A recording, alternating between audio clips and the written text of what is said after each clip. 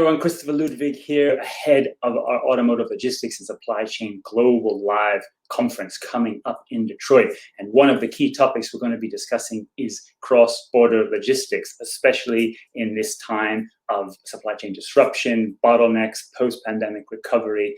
It's so vital to the industry, and that's why I'm very pleased shortly to be joined by Agustin Sustaita, who's the MD of Transportes Logisticos Especializados, a D-Troy Logistics Strategic Alliance partner, and he's going to be also joining us at the conference, but we have an opportunity to get some questions with him today. Agustin, can you tell us a little bit about sort of state of the nation, the current state of play in terms of cross-border in North America, whether lead times, clearance, capacity, and how you're managing that? There's strenuous lead times affected by driver shortages, and of course increasing shipping volumes, some of which are attributed to the redirection of overseas shipping freight. In terms of clearance, where there's over-regulated requirements, they're increasing year over year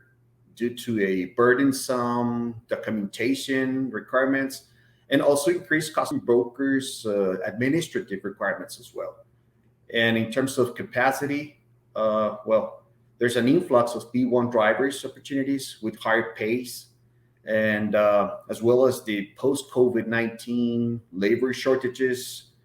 They have caused multiple operational delays, and of course, they have added significant costs to the supply chains. What would you point to as some of the key strategies that TLE with D-Troy is implementing to mitigate this disruption? We've implemented the strategic door-to-door solution to significantly reduce transit delays, as well as minimize logistics costs attributed to drayage, additional custom brokers touches, trader dueling in the border, and relay carrier costs as well. Another thing is that there's also utilizing door-to-door solution that adds flexibility during the contingency situations that regardless of any type of these, for example, Mother Nature, social political changes, and the current increased military checkpoints activity due to all these delinquencies. What matters most? Does it depend on assets on the ground, systems and IT technology, collaboration between partners? I'm sure it's all of the above, but what would you sort of highlight as some of the most important piece? In my opinion, the most important aspects of an efficient cross-border activity will be all of the above, exactly. For example, collaboration with custom brokers to time shipments properly and ensure optimal movement of resources from a scheduling perspective.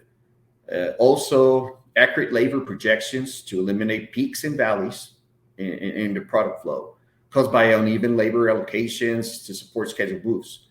Employ state-of-the-art custom brokering tools that comprise of automated document delivery portals to eliminate paperwork, redundancy, and to reduce document errors caused by handwritten notation. And enhancing operator, broker, and operations management centers communications via electronic digital information feeds instead of antiquated technologies. So for you, what are the top priorities to make the automotive cross-border supply chain more efficient and smooth? I will mention three main ones.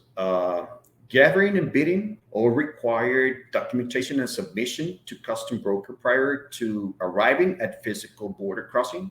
The other one would be investing in robust universal EDI capabilities, digital scanning, and communication platforms to interconnect with multiple stakeholders in the process.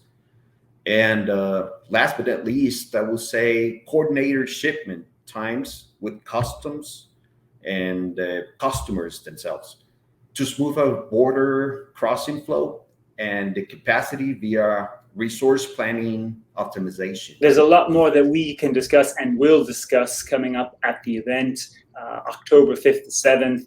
Automotive Logistics and Supply Chain Global Live in Detroit at the MGM Grand. Agustin will be there joining us on a panel focused on international logistics, and TLE and D-Troy will be there, so a chance to meet Agustin as well. And I should say, for any of you who are watching this without the opportunity to still register and join the event, be it in person or virtually, the content will be available on our website soon. So we'll make sure that you can check out all the detail that Agustin and his colleagues have to share on this important topic at Automotive Logistics and Supply Chain Global Live. Agustin, it's been great speaking to you, and I'm really looking forward to doing it in person soon.